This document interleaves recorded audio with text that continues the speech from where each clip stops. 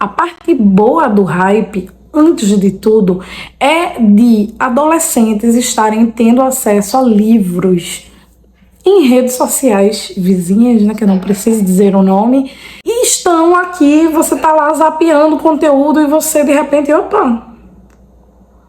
esse livro de novo, porque eles estão em hype, ou seja, eles estão fazendo um sucesso absurdo. As pessoas estão lendo, comprando muito, e isso é maravilhoso, porque isso traz uma possibilidade de leituras até para não leitores.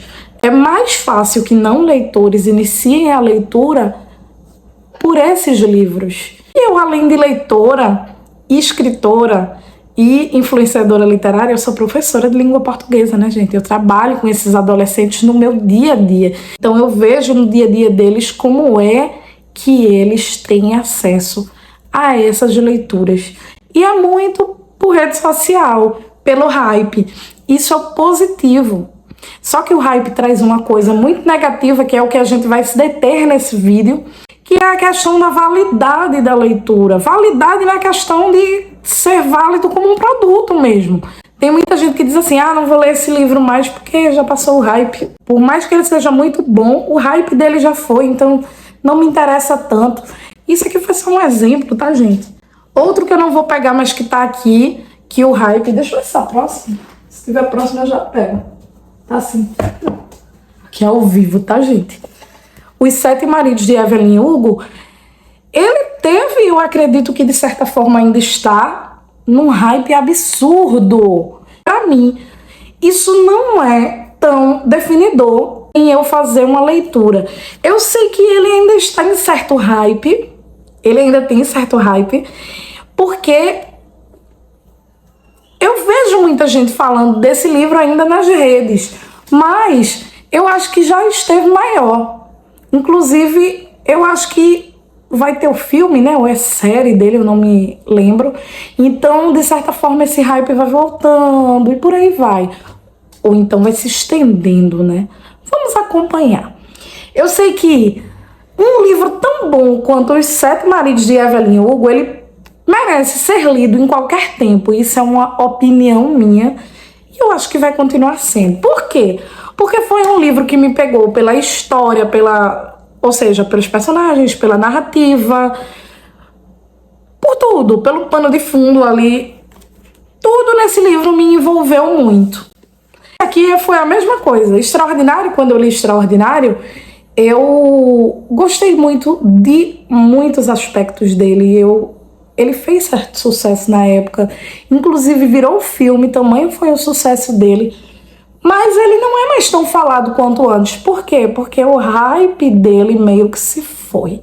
Então, o que é que seria o hype, né? Falando aqui em minhas próprias palavras, já que eu não pesquisei o que era o termo antes de vir pra cá. Tudo que a gente diz que tá num hype é que tá sendo muito falado, fazendo muito sucesso naquele momento.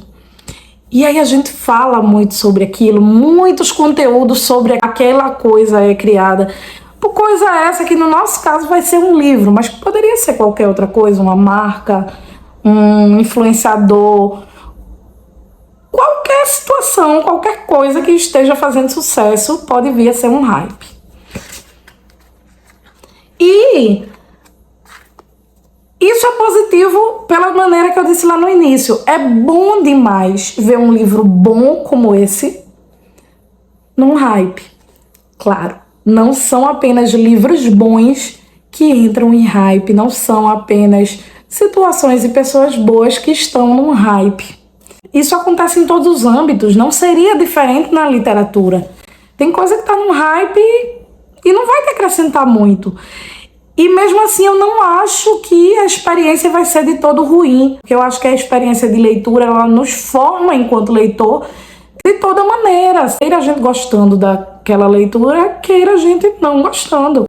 Porque a gente vai definindo ali o que é que a gente gosta, o que é que a gente não gosta, quais são os gêneros que a gente pode apostar mais na leitura, quais a gente não é obrigado mais a ler. Comentando algumas coisas que o pessoal fala sobre o hype. Tal livro não vale o hype. Ou seja, parte-se do princípio de que o livro não é bom o suficiente para o hype que tem. Só que o livro tem aquele hype porque ele fez muitas pessoas gostarem dele.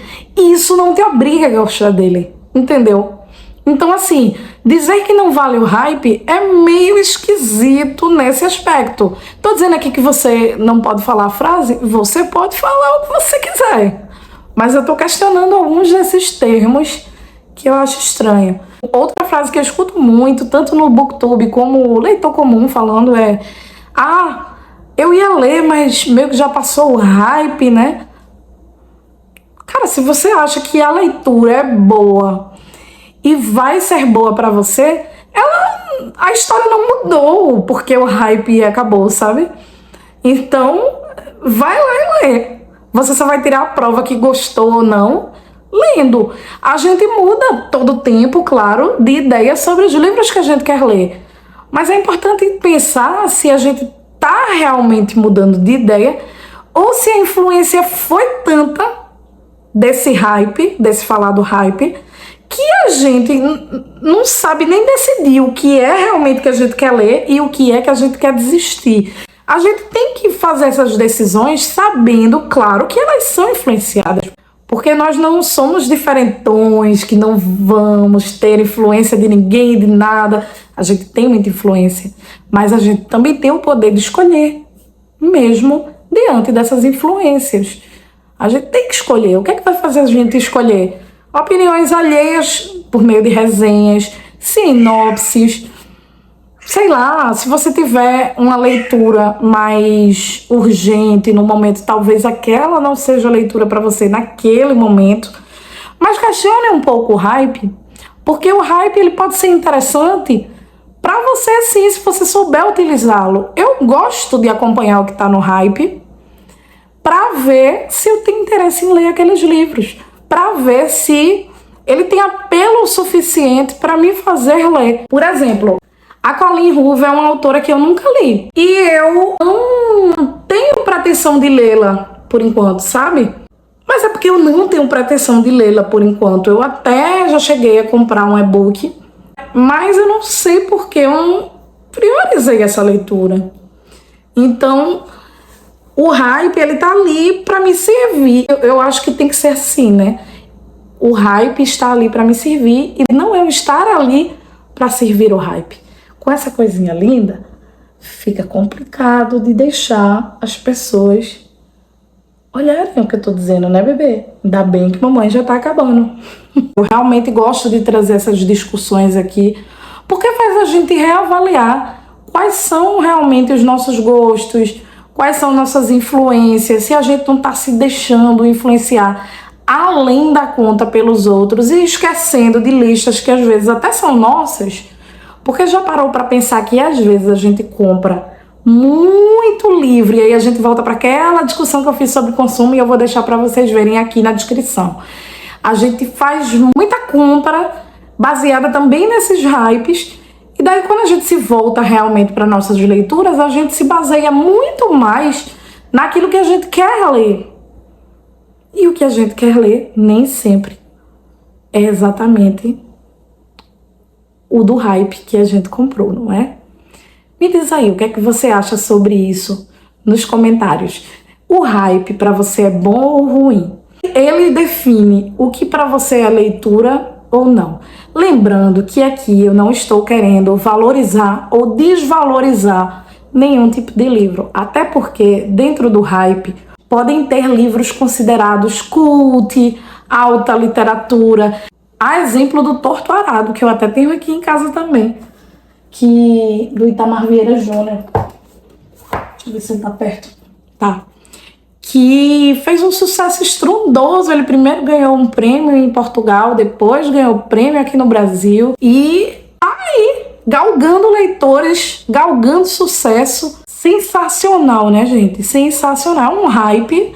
Mas aí sobre preconceito literário, eu tenho um vídeo bem antigo aqui do canal, mas muito bom, que eu vou deixar aqui na descrição para vocês verem, ok? E se vocês quiserem, eu posso depois trazer um mais atualizado. Eu espero que vocês tenham gostado do vídeo, não deixe de curtir e de se inscrever no canal. Tchau, um beijo enorme e até o próximo vídeo.